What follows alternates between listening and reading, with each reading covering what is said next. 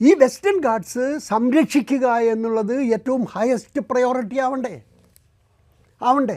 അതിന് പകരം ആ വെസ്റ്റേൺ ഗാട്ട് തകർക്കുന്നതിന് വ്യാപകമായ ഖനനങ്ങൾ, പാറക്കോറികൾ, മണലൂറ്റ്, കല്ലുവെട്ട്, വ്യവസായങ്ങൾ, ടൂറിസം റിസോർട്ടുകൾ, ഈ എല്ലാ കോമാളിത്തരവും കാണിച്ചുകൊണ്ട് നിങ്ങൾ നടത്തുമ്പോൾ നിങ്ങൾ ഓർക്കണം, ഗുജറാത്ത് മുതൽ ഇങ്ങ് കന്യാകുമാരി വരെ 6 സംസ്ഥാനങ്ങളിലൂടെ ആണ് ഈ മലനിരകൾ കടന്നു പോകുന്നത്.